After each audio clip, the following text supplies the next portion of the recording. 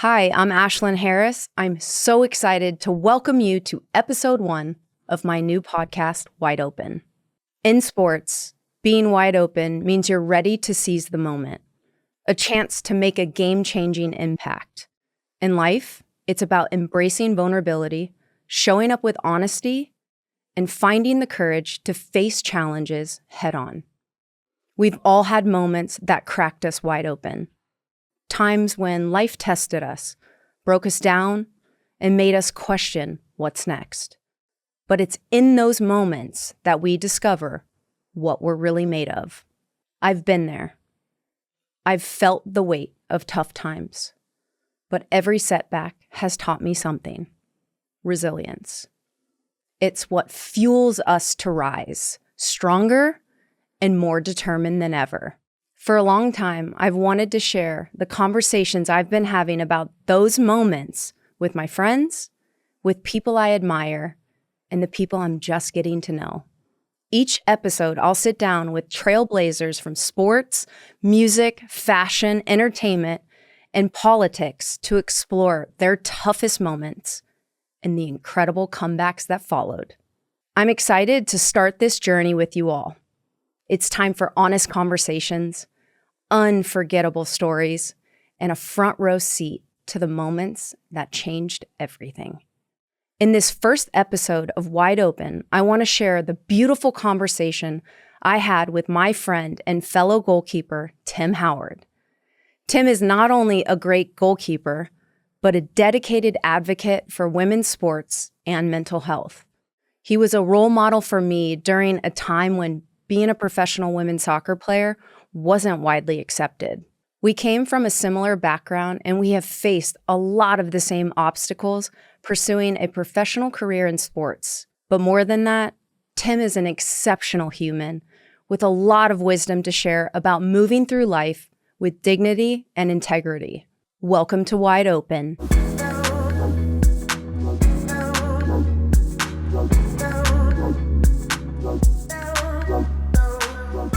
Welcome, everyone. I am so excited to introduce our guest for this show this week, the one and only Tim Howard. Tim, welcome to Wide Open, my new podcast and show.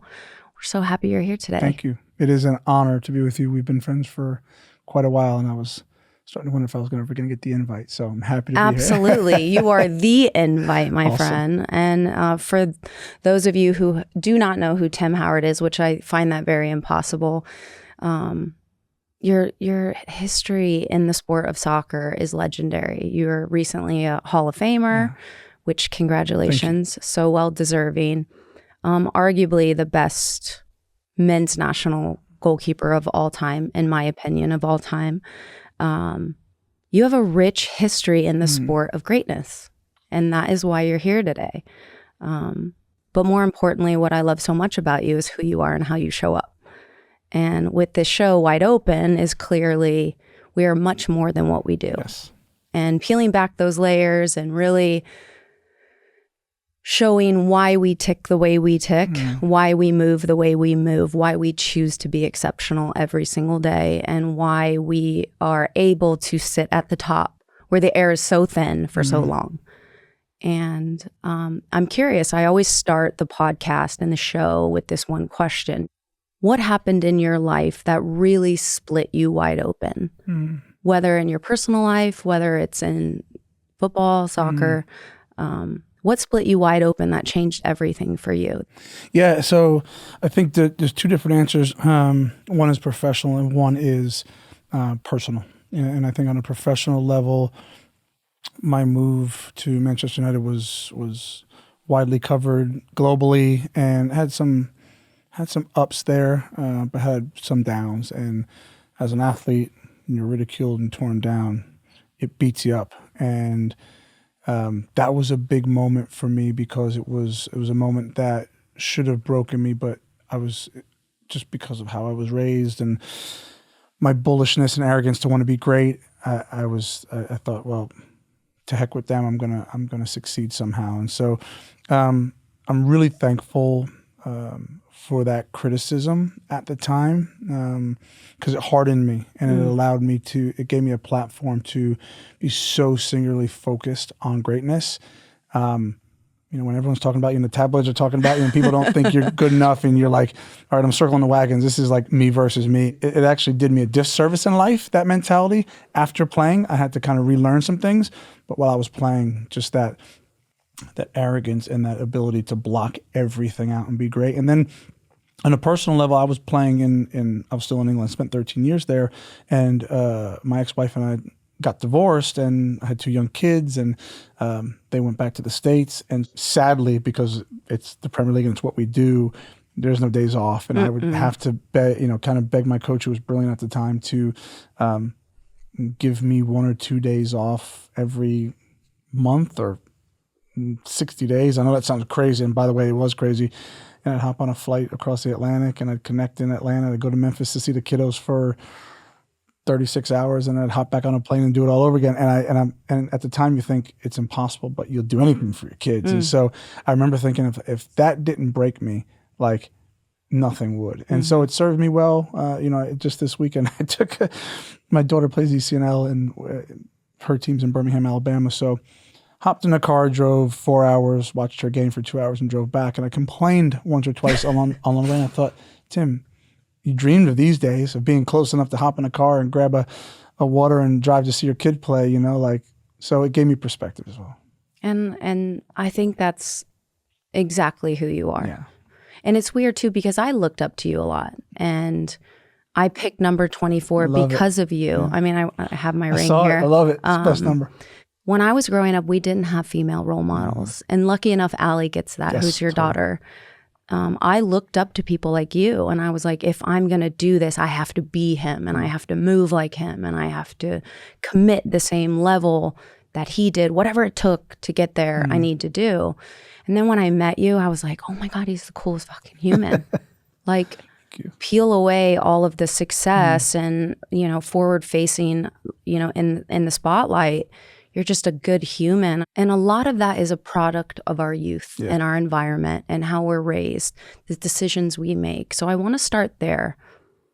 Who was Timmy? 5, 6, 7-year-old boy.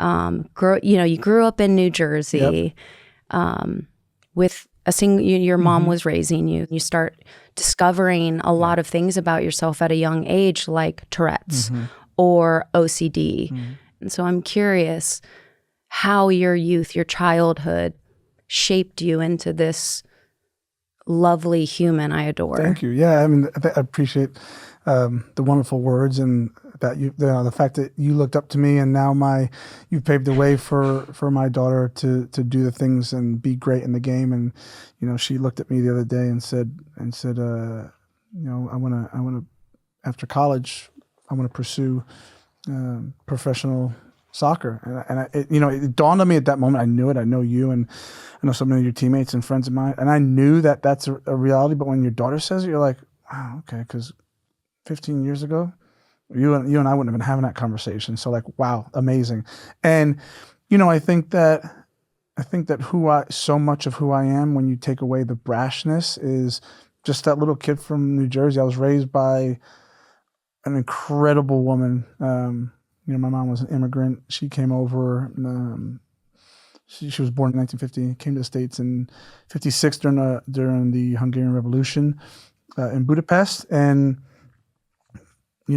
struggled through life. Didn't have a ton of money. My grandparents, worked their butts off, and so I always had that kind of inner drive to, like, you don't have a lot, but you have to work for what you have. And for me, the hard work was easy because I was given a gift and a passion for sports in general, but soccer. And I could always remember, my dad was a long haul truck driver, wasn't around a whole lot, and I just always remember, like, when things got tough and you've been in the same boots that I have, when things got tough for me, I was like, man, my mom and dad would kill for this. Like, this ain't hard work. You know what I mean? Like, it hurt. Yeah. But it was like, this ain't hard work. And so I was raised the right way. And, coming up in New Jersey, I had a great childhood, lower socioeconomic household. My mom worked a couple of jobs.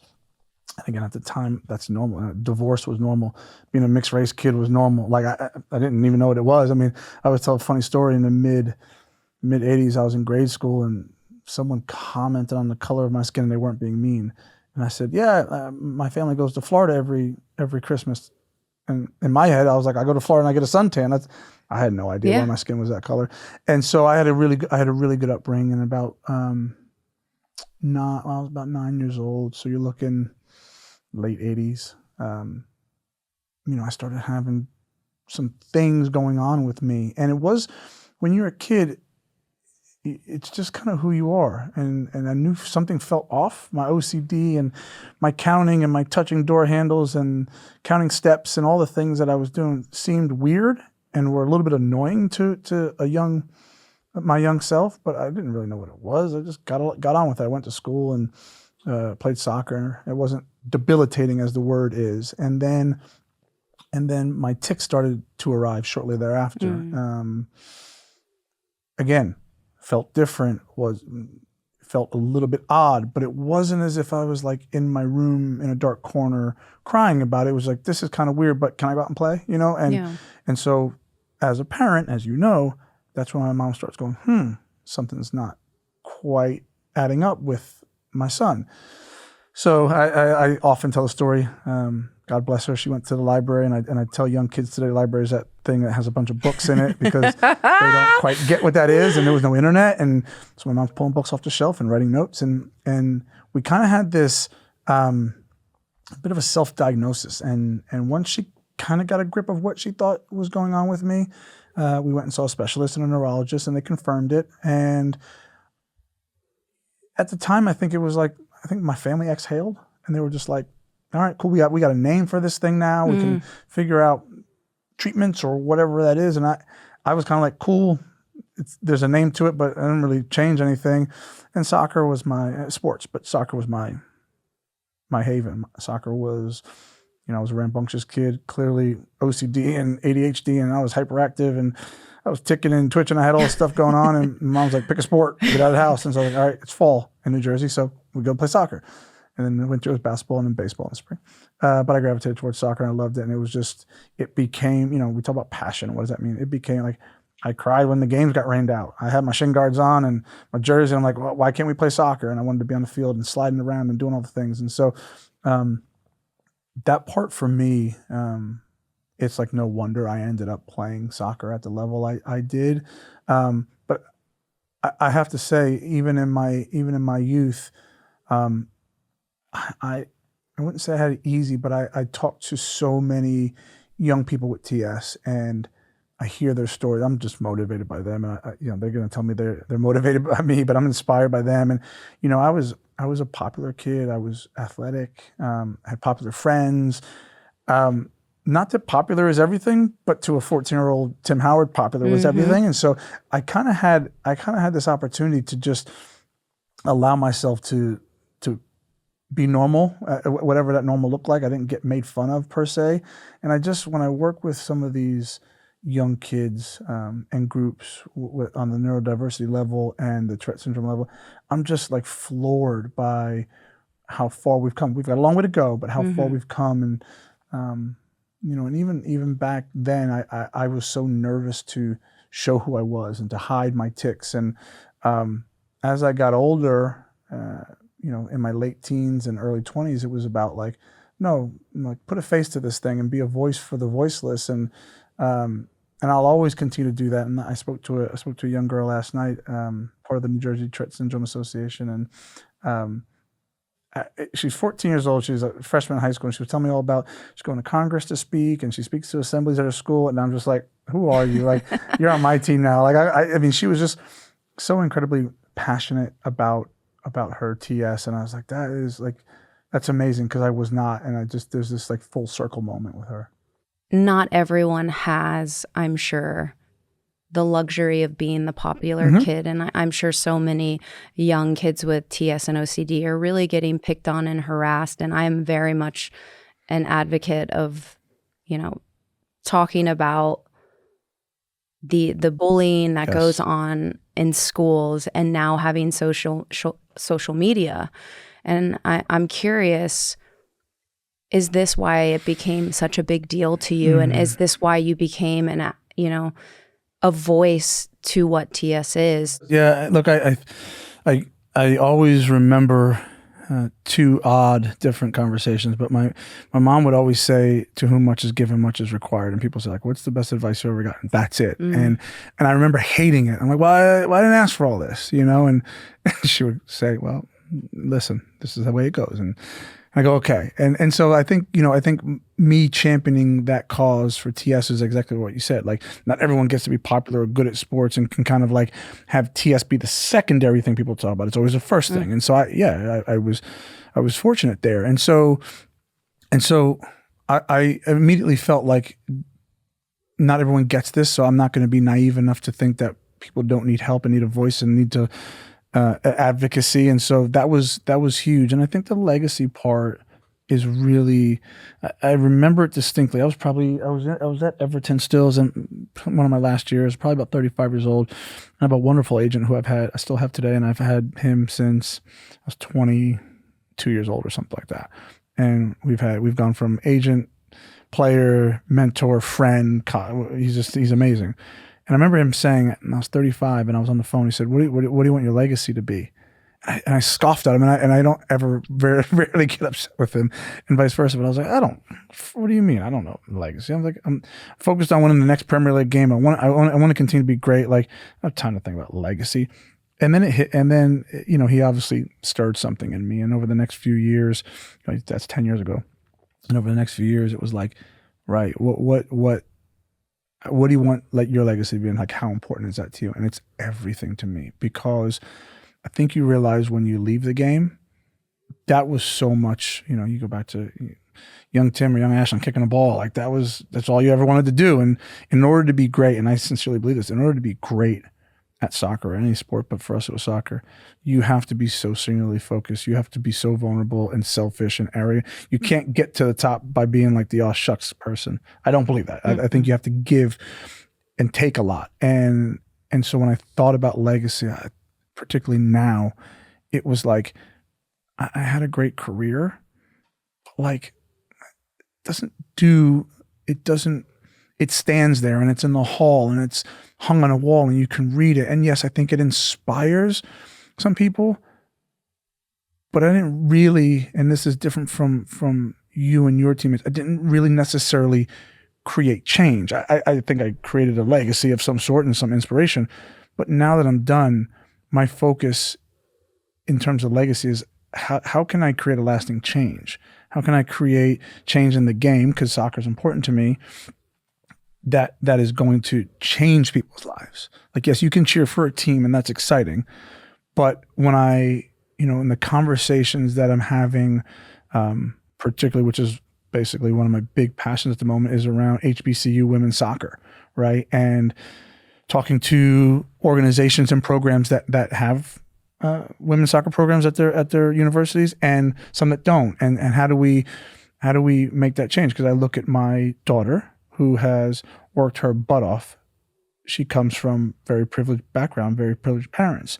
And she's put the hard work in, and she's going to the University of Tennessee, go Vols, and they have everything. And that's amazing. That's what I want for my daughter.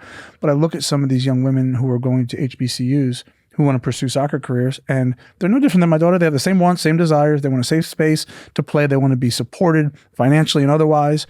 And they don't have all of that. And so I'm looking into that space to try and figure out, how do I make a change? When I looked at investing in football clubs, and I kicked the tires with teams in Europe and MLS and NWSL, when we got to the conversation with the Houston Dynamo and Dash, such a major part of the pull for me was being able to have a helping hand in women's sports. It's already been driven to near astronomical levels, but how can I be a part of the conversation from a investment, but also supporting role and empowering people to continue to drive women's soccer forward? So that for me was like, that's what legacy is. Like, I do, and I don't mean to downplay my career. My career was amazing. I'm so thankful. Like, it couldn't have gone better. I really couldn't have. But like, now what? It's like, now what? Because I can no longer add to that. Like, there was the whistle blew and it was done. Like, quite literally, I cannot add to that anymore. So it's like, I took so much from the game, and I've always kind of thought like, how can I give back? I probably never give back equal measures to what I've taken, but it's like, what can I do outside of the game to affect real positive change? And like, that's my driving force. I love that. And because that was going to be one of my next questions where it was, when you were growing up, you had success very early. Yeah. What was your why? How did you know, high school, you're playing with, by high school, you were already a pro. Yeah. Let's just call it what it is. Yeah. Was there a moment where you thought, I can really do something here? I can provide for myself in a way that nothing else probably can, and I can help my parents, and I can do all these things, and I want this better life for myself. Was that a part of it, or were you just a young kid having fun? I think the former. I was brash and I was arrogant, and I remember like I was sitting on the bench for the Metro Stars behind Tony Miola, the great Tony Miola. I mean, you want to talk about icon. He became a dear friend, and I'm so thankful for his friendship, but a real mentor. And I just remember sitting on the bench, and like I look back, I'm like, what an idiot. I think I went to the GM at the time, and I said, well, I want to be playing. And he like looked at me, and I can't even imagine the conversation. This guy's looking at me like, but Tony Miola is the starting goalkeeper. Like, you barely know how to catch a ball at the moment. And I just remember being arrogant enough to feel like I believe in myself. And God rest his soul, Kobe Bryant, he's of similar age of mine. And I remember at the time he like went from high school to the pros, and I was not Kobe Bryant, but I remember thinking like, well, he did it. So why can't I I want to be a starter. I want to be a superstar too. Like, I don't know, just these like probably at the time a little silly and crazy, but as, became prophetic, that helped me along the way of like, I wanted to be great. I want, there was a time when I wanted to be the greatest U.S. goalkeeper of all time. And I remember Bruce Arena, who is one of my favorite coaches, and I've had some great ones along the way. I had Casey Keller and Brad Friedel were established Premier League goalkeepers, and I just went to Man United, and I was playing and I was feeling myself, and we were going into qualifying or World Cup or something. And I was like, I should be playing. And he was like, no, you shouldn't. And I was like, well, Brad plays at Blackburn and Casey plays at Tottenham. I play at Man United. Man United's best team in the world. I should be playing. Like, I'm having this conversation with Bruce Arena, and I'm like, oh, God, if I knew then what I know now. But there was just this arrogance, and it wasn't hollow. It was backed up by eating, sleeping, waking up every single day, and driving myself to exhaustion, and feeling like I was the greatest. And I think I always had that brashness. Soccer at a certain point wasn't fun anymore. I know you can attest to that, and I don't mean that to sound dour. Ultimately, in order to achieve greatness on the level that you and I did, it has to become this no holds barred, dark business. It just the fun is out of it. It becomes competition. And so what I, in a very sadistic way, enjoyed was the competition, was the fierceness of it. Would I say it's fun? No, because I compare fun with like laughing and being jovial and haha and like pure enjoyment. That wasn't what soccer was for me. It was competitive, and I love to compete. In fact, I don't do a lot of things now with my friends because I know that I can't just do something. I'm going to compete, and I'm going to lose friends. And so there was never really fun. And again, I don't mean that as like, oh, you shouldn't do it. I love it. I do it all over again. But like, for me, it was always about chasing greatness. Yeah. And I can relate to that. And I do understand it. And I don't think people understand. No. I think it's so powerful that you're willing to share that, because people only see the successful beauty of sports, which a lot, and when it comes to men, it's the women, it's the homes, it's the cars, it's all of these, it's the jewelry, and it's the things that don't really matter and don't give us worth, but no one talks about the darkness. Totally. And no one talks about the pain, the isolation, the sacrifice. Like, I truly believe this. We were in a lot of ways, you're brainwashed to suffer. Yes, correct. You are absolutely like, if I wasn't suffering, I wasn't doing my job. Correct. And this is why so many people in sports and entertainment turn to substance abuse, turn to depression, because it is the amount you have to give to be exceptional every single day. And when it fucking slaps you in the nose, you have to choose to do it all over again the next morning.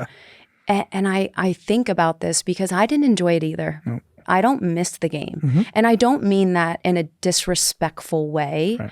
It's like being chased, right? It's like being chased by thousands of people. You can't slow down.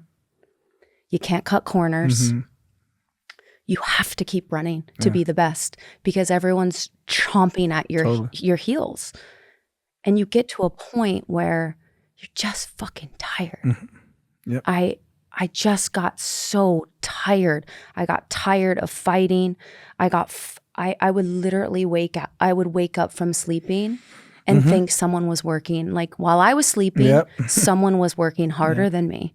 What did you have to unlearn? Because you talk about, the sacrifices you made, how you showed up to be the best, and you even talk about your family and not being able to. What things did you have to unlearn when you became like a normal citizen? Yeah. I mean, you so eloquently expressed what we both have experienced and felt, and I'm a fan of. I'm an NBA fan. I'm a soccer fan, but I'm an NBA fan first and foremost. And I go to these games. I'm entertained, and I'm so thankful I have this perspective, right? Because these guys at WNBA and women, but they dance the dance on the court under the lights, and it's great. And you're like, I don't know what's going on at home with them. I don't know I don't know how well they slept last night. They got to get on a plane and they got to fly to Sacramento right now. Like I'm going home. I'm chilling. I've just been entertained, right? And so you never see what goes on behind the scenes, and I'm thankful that I'm able to be compassionate to that. But I think what I needed to unlearn most is dovetailing on what we just talked about. For me and other athletes, to be great, to be truly great, or at least chase greatness and try and become the 1%. Like you said, that you always felt like you were being chased, right? I felt that, and I also felt, because I played in the Premier League and because of the way the tabloid media is, I always felt around every corner someone had a knife and they were ready to jab it in me, right? Because I was so I had been stabbed and jabbed so many times that it was like, I can remember, and I truly mean this. You'd have this old granny and grandpa in the supermarket in Manchester, and in that area you've got City fans, Manchester United fans, Liverpool fans, whoever. And I remember coming around the corner and they'd look at me and they'd recognize me. They recognize every footballer in our village or whatever. And I remember thinking, they're going to say something. They always say something. It might be good and it might be bad. But my initial thought was, they've recognized me. Get ready. They're going to say something. What are you going to say back? How are you going to react? And that's like 24 hours a day. And so you then become hardened. You then become prepared and ready to pull the trigger on a negative response back to them, right? Like, so it's negative all the time. And again, Ashlyn, if I had to do it all over again, I would. I would. I had to go to some dark places to get ready for games, both physically and mentally, prepared for the backlash of fans, the opposing fans singing songs about my Tourette syndrome, my own fans, I can hear the murmurs, so he's not good enough, and he's let another goal in. And so like this constant, like, I tell this story all the time. Like, David, I played 415 times for Everton Football Club, and it's the love of my life. And I can assure you, right, and this is so sad to say, but there's a truth in it. There were times, he picked me, I think I had a run of like almost 200 games consecutively. He picked me every weekend. And there were so many weekends where I was like, put me out of my misery. Like, when you put the team sheet up, I wouldn't even care today if my name wasn't on it, right? And that sounds like a revelation and a hot take. It wasn't. I was prepared, but I was scared to death. I was scared to death to go out there. I can remember having an injury at one point, and I played through everything. And I just remember thinking, I went to the physios and saying, I need an injection. My knee's hanging off. Went to my goalkeeper coach saying, I know he's going to play me today, but you want me to put a word in? I'm struggling. And I'm just like desperately hoping he doesn't pick me that day. but he did. And I went out and played. And so you get into that negative mind space, well, not negative. For me, it was a dark place. It was a dark, in order to compete at that level, I had to be, by Thursday night, don't call, don't text, don't ask me for anything. Like, it's no wonder I got divorced, by the way. I'd say it all the time. Like the kids need to be fed. Do you really think I was trying to make macaroni and cheese? Like, I'm just worried about Chelsea banging another 5 on me.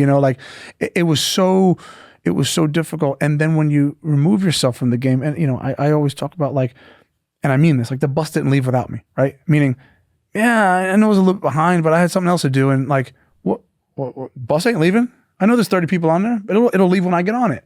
Like, I had the biggest God complex, and I think so many athletes do. And so the transformation after came when I realized that, like, yeah, I had some clout from the game, but ultimately I wanted more. Like, I wanted more for myself. It took a while, but I was like, you can't live life that way. Like, that's what I was saying. That what truly made me successful was my mindset. And after I was done playing, it was the biggest detriment. You can't take that into relationships. You can't take that into friendships. You can't take that into the business world. I mean, certainly parts of the business world, but I had to truly, like, get down next to people and carry water. And even in my roles now, like with ownership and Houston Dash and Dynamo, naturally my name goes in the door before I do, right? So people see it and they're like, oh, it's Tim Howard. And really, I don't matter. You matter. You're the striker on the Dash. You're the striker on the Dynamo. You matter. I don't matter. I'm here to serve you, to serve the community, help the club grow so that you can be better. And so it's not only relearning for me, it's also relearning for, like, the people who I come in contact with, and how I present myself, and making sure that, like, the humility comes first. That I can basically say to them, like, this isn't about me taking a picture, signing an autograph. I'll do that for you all day long. So, but this is about me serving you in this role. And that's a complete 180 from what it's like as a player. It really, it's such a good perspective. And I'm glad that you started sharing a little bit about the tabloids, because I don't think people realize the harm it does to people. Yeah. And the doors it opens up in terms of the hate and abuse. If people don't know, let me be very clear. European soccer, especially the EPL, people live and die by it. Yeah. This is like generational. Like, people grow up and their parent, their grandparent, their grandparents' parent, like, there's so much culture and history in the teams and the places they've been born, raised, who they choose. The depth is beyond, I can't even compare it to any American sports. I just really can't. No, and that's just a fact. That's right. Yeah. How hard was that for you, coming from America, stepping into this, literally the best league in the world, best teams in the world, and being a target constantly of the tabloids, and, your divorce plays out. Meanwhile, you have to show up and be a good teammate, which is what you're talking about. You have to pick up the water bottles on days you just want to quit and give up. I'm curious how you felt the ability to continue. I wonder how much the media and the press impacted because your private life's your private life, Tim. Yes, like, for sure. It is not, like, we're not, you can say whatever the fuck you want about me as a goalkeeper, but you will not talk about my family and my children and my choices off the field. But tabloids are entitled to, and they know that's the place to hit you the hardest. And I'm curious, being in that type of space, being so far away from your safety, which are your people, how'd you deal with it? Yeah, I mean, it's a brilliant question, because what I had to learn right away is, like, when I got over, I was 22 years old, right, flying high, and what I learned very quickly is, like, they don't love you like that, like in America, and we're not the same age, but generationally we are, and I came from an MLS, started in 1996. I left 8 years later. I think my first season was 98, but I left a couple of years later, and MLS back then was 1.0, right? We're playing in NFL stadiums. So you have a 70,000 seat stadium with 6,000 people in it. It's a primitive league. It's a fledgling league. And everybody loved me. Everybody loved everybody. Everybody loved all this. They were just happy to have soccer, right? So you go to New York Metro Stars, who are now the Red Bulls, go to play Kansas City, and everyone wants an autograph. They don't hate you. They're just excited that there's a soccer game going on. And so here's jolly old American going over to England, and it's like they don't care. They hate you. They don't even know you. They hate you. You play for a red team. Well, I don't support that red team. I hate you. And so it was a learning curve, and I can talk about it very easily today. But at the time, it filled me with rage and hate and misunderstanding, and I didn't quite get why. Like, I didn't do anything that bad. Like, I let a goal in. Like, what was it that bad? Like, and so as you said, letting a goal in goes or leads to he's not very good. Leads to he sucks. Leads to let's see what we can find in his private life. And so all of a sudden, I'm like, wait a minute, this spiraled out of control quick. And so the only way that I knew how was to rein things back in was, again, circle those wagons. And this is the birth of that mentality, that dark mentality of not really allowing too many people in, not trusting a lot of people, keeping my circle as tight as humanly possible, and not trusting. And once I was able to trim that fat and get the circle that I needed, I was okay. But that took a number of years because people like to say they're people pleasers. I think 90% of human beings are people pleasers, right? And so you're just trying to like please the media and please your coach. And I got to a point where I'm like, nah, I'm going to please myself. And by pleasing myself, I'm going to perform really, really, really well. And I'll be the judge. My goalkeeper coach will be the judge. My best friend who knows soccer will be the judge of how I performed. And I'll use that as my barometer. But it's a tough place to get to. And quite frankly, an add-on to that is not many people make it out of it. They just don't, they don't. When you look at, particularly in the men's game, careers being front loaded with money, 17, 18, 19-year-olds making the majority of their money at that age. Also then going into a peer group that's not really with their peers. They're with 30-year-old men, 35-year-old men, right? That they have nothing in common with other than a soccer ball. And they try and keep up with them, and they try and buy the Lamborghinis and the Range Rovers and all of that. And so you're trying to keep up with your peers, which actually aren't your peers. And then you go into, well, where are your friends? And if you don't take care of your friends, you're a sellout. So then you got to do some of this. I mean, I play with guys. I play with a young French kid. I remember, and I won't name him, but he came over, playing in the Premier League, making a good living. He was broke. He's sending money to gangsters back in Paris. He's betting. He never made it out. He could never get a grip of it. And so it's really difficult because you're just trying to please so many people. But for me, it was, again, I'm thankful for humble beginnings. I was raised the right way. I had a good agent who wasn't slimy, who wasn't out for himself, who was incredibly humble, and took on the role of mentor just as much as he did agent. So thankful, lucky, appreciative of that. I had my circle. I love that. And I can't imagine, like, as someone who cares for you and knows how present you are as a dad, when you talk about that, because what people don't realize is the sacrifices for these fans that torch us so fucking quickly and put all of our worth on a sport, which is just what we do. It's not who we are. You still, you go through this really tough time in your life. You get divorced, and the worst part is your kids go back to the States, right? And they move to Memphis. People don't know that side, and you don't talk about that side because this is the life you chose. And people don't see that. They don't get it. They don't understand it. And when they're so quick to torch everything, I'm sitting here choosing to do this life that is fucking hard. And a lot of times unbearable, while my children are in a different country, who I'm not seeing every day, who I'm not watching them grow up. I'm interested to know how that affected you and how much you loved the game. Yeah, it's such a there's so many layers to that.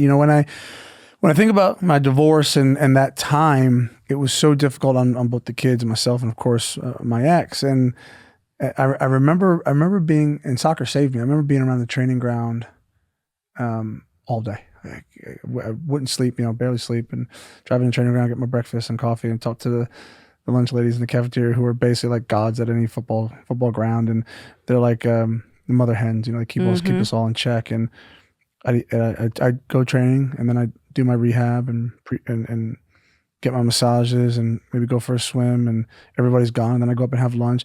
It'd be like 5 o'clock in the afternoon. Like, why don't you go home? I'm like, nah, what do you mean go home? Like, the house is empty. My only family's here, right? And so, like, I swear, and that sounds funny, like, I spent hours at the training ground, like making sure that I left a little bit before the manager, but not much. Like, I was always there because that was like my home and my safety net. But the mentality piece is interesting. I have a friend who's a world-class boxer in Liverpool. His name is Tony Bellew, and he's an Everton fan, and we got a chance to know him really well.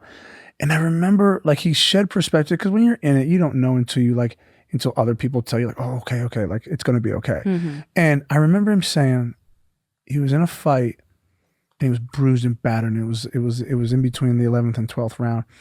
And his trainer put his stool out, and he's getting cuts managed to his face. He's got ice, and he's got one round to be world champion. And I'm getting goosebumps telling the story. And he's like, Tim, we say like, after the fact, like, yeah, I did it because my kids were watching. I did it because my family. He's like, F that, bro. He's like, I got off that stool when I could barely walk because I wanted to be world champion.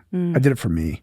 And, like, he's like, is it selfish? Yeah. Does it sound really great when I say, like, I did it for my kids afterward? Yeah. He's like, the truth of the matter is, I did it because I wanted to be great, and no one else could get me or propel me there. And I just remember thinking, like, yeah, like, that was it. Like, I circled the wagons. I got off that stool, and I went in and grind every day because I was chasing greatness, and I was doing it relentlessly. And it is a drug. And for those who haven't ever had the opportunity to do it, that drive, that fear, like, fear feels like a bad thing, and it is most times in life, but, like, that fear is a drug, that adrenaline is a drug, the desire, that chase is a drug. And that's what, like, you can never mimic. And so, like, for me, even though I was going through this hellish period in my life, I still was able to find that, like, that was my North Star. Like, had I not had the competition, or I would have spiraled out of control. Like, my North Star was like, okay, I miss my kids beyond belief, crying myself to sleep while they're crying themselves to sleep on the phone. But the one thing that continues to carry me, like, on a daily basis, is being able to compete. Because basically what I had learned to do by that point, and I was probably about 30 years old, was I had the ability to, for moments, shut everything out. Not driving in, I thought about everything. Not tying my boots, thought about everything. But when I cross the line and the ball's coming at me and I'm directing traffic, and I was locked in a zone, and I was able to get my mind to that place for 90 minutes or for 2 hours of training. And then training stopped, and that's why I didn't go home, because I was like, I don't want to go home and think about it. I want to talk to somebody, and I want to, chat to my coaches, and I want to do anything other than think. And so the game at that point in time saved me, for sure. I love that. You have this incredible career at Everton. I think about watching you at the World Cup when you still hold the record of the most saves against Belgium. Was it 15? 15 or 16. 15 or 16. I don't know. I'll take 16. Yeah, I'll take 16, okay. But they say, one of the two. And it's interesting because that is really, everyone talks about it, and I know your personality. Yeah. And what people don't realize is we don't give a shit how we perform if we don't win. Yeah. Right? Yeah, for sure. It's like, you had a great game, but you didn't win. But so I'm interested, how did you handle that moment? Because it went viral everywhere. Yeah. I mean, we have a term in sports as a goalkeeper that you stood on your head. Yeah. I mean, nothing could get past you, even though you didn't win the game. Sure. That was one of the most dominant performance of all time. Yeah. What's your perspective on it? I'm curious. For someone who ticks the way you, who has never settled, who nothing is ever good enough, how does that feel for you? Yeah, it's a special moment to me. It to shed light on it. It's like, we didn't win, but I put in a performance to help my teammates win a football match in a game we weren't supposed to win. And if there's anything short of a win, that's it. I mean, the way that me and my brothers performed that night against Belgium was epic.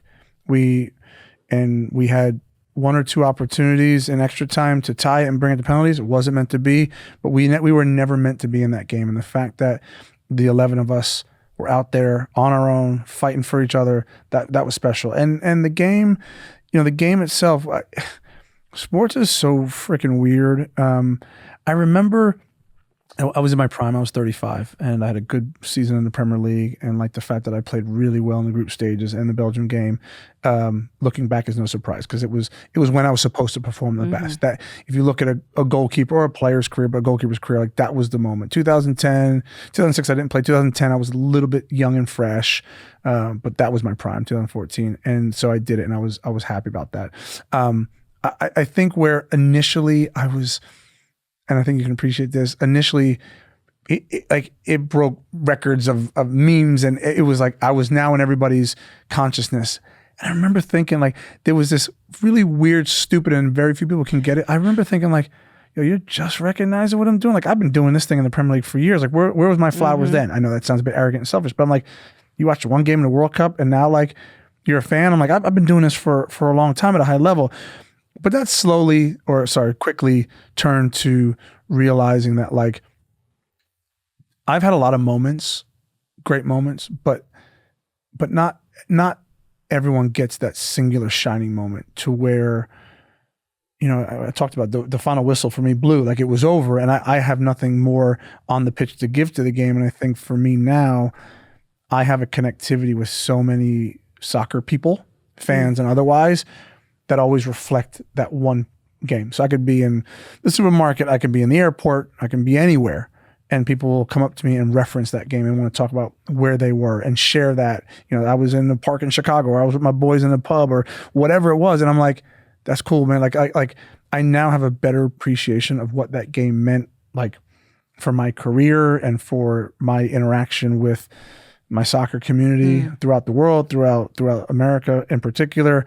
And I'm just really thankful. And as for the game itself, it was, I talked to Jeremy Schaap after the game. He was interviewing. I think he was doing an interview, and he asked me about the record. And I was like, what record? I didn't really know what that meant. We lost. I was exhausted. I was just talking to some of my buddies.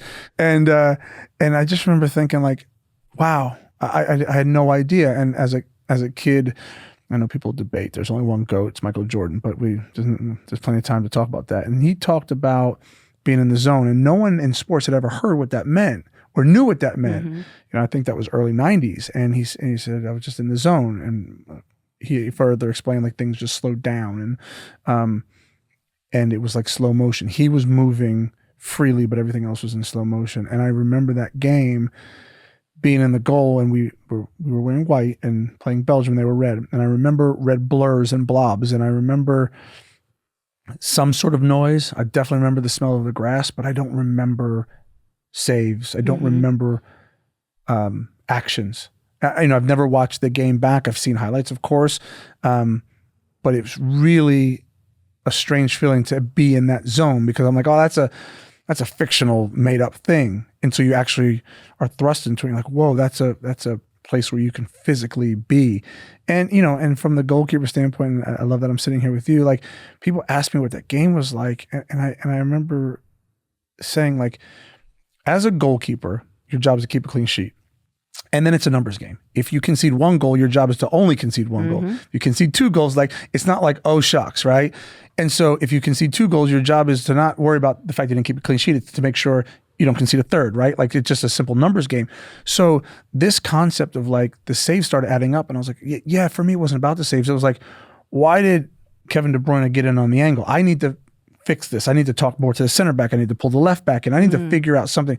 So my mind is constantly on, like, how do I direct this traffic? How do I stop the next one from coming? The fact that there was 16 saves is epic, but I was trying to make sure that one didn't turn into two, or 8 saves didn't turn into 9, which it ended up doing. But from a psychological standpoint, you know as well as I do, you're not even, your only focus is those like 6 players in front of you, trying to organize them.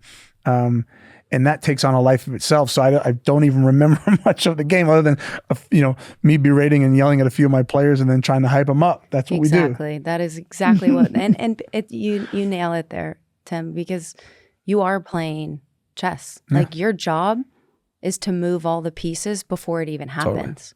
Totally. And I think that is the difference between good and great. Yeah. There are plenty of good goalkeepers out there. But do they see it before it even happens? That is the difference in our position. And I don't remember exactly what you said, but you have this great quote, and I believe it was in your book, "You're one goal away from being the villain." Is that exactly it? That's right. Yeah. Yes. Yeah. Explain that. Well, because I don't think people get the pressure, and people don't understand what it's like to be back there alone. Yeah. Like, we play a team sport. We're very, very rarely involved with the masses, with the team. Yeah. It's very isolating. It's isolating, and the margins are different, I'm very thankful my daughter's a striker, and I remember the first time when they did the rotational thing in youth soccer, she put the gloves on and started crying, and I was like, thank God. I think goalkeeper's the worst position in the world. But the margins are different, right? As a striker, if you miss 10 chances in a game and score 1, you get man of the match. And which is fine. I'm okay with that because I want my strikers to score. But as a goalkeeper, that's not the same. You miss 3 or 4 goals and you make 1 save. It's not the same. And so, from a goalkeeping standpoint now, as a commentator and an analyst, I oftentimes try and, in the way I can, educate people where they're so quick to jump on goalkeepers. And I often say, like, the other side of a world-class save can't be a mistake. Meaning, oftentimes people will say, well, the keeper should have had that. And my reference point is, if the keeper did have that, you and I would be sitting here going, wow, what a world-class save. So then the opposite of that, by an inch or two, can't be, oh, keeper should have had it, and it can't be a mistake. And so because you're the last line, because you're the last hope, really, even when everything else breaks down, we're so quick as goalkeepers to be villainized and to be scrutinized more harshly. You could go through a game, or you could go through a stretch of 5 games as a midfielder and never be in a position to be villainized. 1 touch, 2 touch, run, tackle, jump. You're not really in a position to like affect the game wholly. Where as a goalkeeper, every single minute of every game, you could be put in a position to affect the game, positively and negatively. Yeah. Absolutely. And you said this at the beginning, which I'm really curious about. All of these things happen. You're 35 years old, truthfully, at probably top of your game. And you feel the sense of hope, like the country had so much hope for our men's national team. Was that a contributing factor of why you decided to go to the MLS? Yeah. So again, I say I'm very thankful because like my career wasn't cut short, right? And I was able to make a lot of decisions and plan. A lot of people can plan. So I was saying like, okay, this contract and my contract at Everton ends in 2016. I don't really want to renew it, even though Everton is the love of my life. It's time for me to go back home. Certainly the proximity to my children played the biggest role in that. But I was also a part of, a soccer generation, and people forget this a little bit. So I made my debut for the national team, full national team in 2002. Went to the 2006 World Cup as a second goalkeeper, then 2010 in South Africa, and then 14 in Brazil. People forget that 2010, essentially, give or take, was the rise of social media, right? So I've had nearly a decade on the national team, plying my trade. Then we get down to South Africa. Things change for our group, for our generation, right? People are sharing on social media, right? So people who are casual soccer fans are leaving the office and they're going into the pubs and the parks and they're celebrating. They're not really soccer fans, but they're like, yo, what is this? I want to see. And that changed the tide for certainly for us men, that people were recognizing. We were all the way down in South Africa. I mean, the time difference was crazy, and people were watching, and we're seeing it in real time now, right? Because we don't have to watch a news program. We're seeing all these clips on social media, and everyone's new to it. And so being part of that change, and then fast forward 4 years, the people who were like kind of dipping their toe in soccer are like, yeah, Brazil, this is our time, right? God bless the American fan, right? And so like, it's our time, we're going to do it. And so I loved being a part of that generation. And then you also have to remember, like, my brothers were back in MLS. Mikey Bradley, Josie Altidore, Clinton Dempsey was in Seattle. Bees was in Houston. So like all of my national team guys were back in, most of them were like back in the States. And I was like, I want to be a part of that. Jermaine Jones was in Colorado at the time. And so I'm like, I want to be part of that. Like there was also a selfish aspect, and not a bad one, but like I told you when I went over there, I remember thinking, they don't love you like that in England. They learned to love me, certainly the Everton fan. But coming home, I was like, they do love you. Like this is going to feel different. And I felt like I earned that. And I was like, I want to walk around the streets of Denver and feel that love and be a part of that community. And by the way, Denver was amazing, one of the greatest places I've ever lived. But like, I wanted to feel that. I wanted to be a part of that organization. And I'm thankful they brought me there. And I helped set some of the building blocks and foundational pieces to continue to help that club grow. And so, yeah, I think there was as you spent so much of your career trying to plow forward and trailblaze, at the time, there was a fair or not fair, there was like big players don't go to Colorado. And I was kind of like, yo, they want me? All right, I want to go because the big player's going to come to Colorado. Yeah. And there was a bullishness, and we started the conversation in that way. Like there was a bullishness of like, we're gonna make Colorado fun and cool and sexy, and we're gonna do this thing. And we ended up doing a pretty good job that season and got to Western Conference Finals. But yeah, a lot of that played a role in wanting to come back to the States. And I have to ask this, and I know we touched on it a little bit. Yeah. It's the hardest thing in a career. When did you know it was over? I signed in 2016 in Denver. And I had like a 3.5, 4-year contract. And I'm like, that's going to finish when I'm 40. I'm like, that feels good. You're like, I'm like, that's great. I'm done. Right. And so it was cool. I felt like that was, and I kind of kept that close to my family. I didn't announce anything like when I signed there, like I was going to be my last contract. But as I played those years out, I got to the final year. I remember sitting down with the media team and the president of our club and just saying like, look, I think it's a good time for me to like announce this, get it done and dusted so that when we get to the back end of the season, people aren't asking questions. We'll just put it to bed, which I think was the right thing anyway, and certainly in hindsight.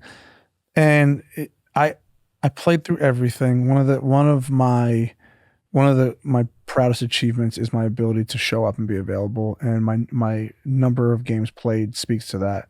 And I as you know, sometimes you go out there hobbled, hurting. I hadn't played a game at 100% in 20 years. And I just remember I think it was late July or August of my final season, we went to Red Bull Arena in New Jersey, and it was kind of a homecoming because I used to play for that club. And I was put together with tape and ice, and I barely trained. I had an amazing goalkeeper coach in Colorado, one of the best to ever do it, Chris Sharp, and he's still there now. And he was just so dedicated to my well-being, my fitness, my career. And I didn't train much that season. I couldn't train. I could play barely, and then I could barely get through the week. And got to the Red Bull game, and I remember going back a year or two, I'd torn my adductor off the bone in a U.S. national team game, which should have been career-ending, but I had some great surgeons. And so I was back, and so I was just hanging on. And I remember taking a goal kick at Red Bull Arena in the first half, and just something didn't feel right. You know your body. Oh, you know it. Like, no one has to tell you, like that doesn't feel right, and if I keep going, it's going to be bad. So now, insteed of playing with the game plan and tactics and clipping balls, I'm like, oh, listen, you just give it to my center back nice and easy. You deal with it. And I'm telling him like, hey, I ain't got a whole lot, so you got to take this off me here. And then slowly but surely, as that game went on, I'm like, I can't kick with my right foot anymore. So I got to kick with my left foot. So I start kicking with my left foot, everything. It looks odd because I'm like, I can kick with my left foot, but people are like, he's not lefty. And so now everything's starting to, my calf starts to like go. And I'm thinking, I'm literally gonna, like, I can't get subbed off here. Like, this is like, I'm just a bag of crumbs at this point. And the team wins, and it was our manager. We had a new manager. It was his first game. Everyone was jubilant and so excited in the dressing room, and it's just a party. You know what it's like after a win, particularly on the road. And I'm sitting in my locker, and I got my towel over my head, and I'm literally sobbing. And I'm not trying to be like party pooper, but I'm sobbing. And my goalkeeper coach, again, who I love dearly, sees it and comes over to me, and he literally just says, "It's over, isn't it?" And I said, "It's done." I said, "I got nothing." Now, by the way, we still had games left in the season, but I was like, "I'm done. I have nothing left." And then subsequently, we didn't make the playoff season, ended in September, and coach was good to me. I basically said, "Look, I can't play a whole lot, and what I don't want to do." Because I'm 40 years old and our coach is 45. So we're like peers. And I said, what I don't want to do is, I'm not going to hamstring you. I'm not going to put myself out there knowing that I've only got 60 minutes. And so you lose a sub on a goalkeeper. I'm like, that's going to hurt you as a coach. I said, so put me on a shelf for a few games. I said, but what I would like to do is come in the back end of the season, try and get myself fit enough to play our last home game and certainly our last away game, and then be done. And he was great to me, and he did that. And I played my last home game. I was able to bring my family out and had a big ceremony, and then played my last game in LA, got our butts kicked, and walked off the field, and that was it. But yeah, you do know. I think most people know, whether they admit it or not, because so many athletes they go out hobbling. But there's a singular moment when you look back, you're like, that was it, and that was mine. It's so powerful. Yeah. Thanks for sharing. And I'll say this to you. You know how much I adore you. I'm grateful for your commitment to the game, because you opened up doors for people like myself who we do not look the same. And I don't think sometimes you realize not only the magnitude you had on young boys, but young girls, because you were our role model when we didn't have it. And we didn't have the opportunity to see people like us on TV. So you did change a lot of things you may not realize. So let me be the one to tell you, you changed a lot in my career. I picked my number because of you. I love it. Before our friendship, before I knew who you were as a person. And I'm grateful you chose the sport. I'm grateful the sport chose you. And I'm grateful for our friendship and for you showing up today and being so open and vulnerable and honest, because what makes you is you off the field. Yeah. You are special. You are a light. Every room you walk in, you make everyone better. Thank you. And that is a special gift. So thank you for being here. Thanks for being on Wide Open. Yes, well, you have a new podcast with Landon. Yeah. Oh my gosh, I can't wait. You have 2 episodes already out? 2 episodes. We dropped one today. Yeah, Unfiltered Soccer with Landon Donovan, my old partner in crime on the national team. I hope they give a listen, and I know you have some loyal followers as well. So delighted to be on your show and on your podcast. Loved watching you. Love watching what you're doing off the field, and glad that I can be a very small part of your journey. Thanks, Tim.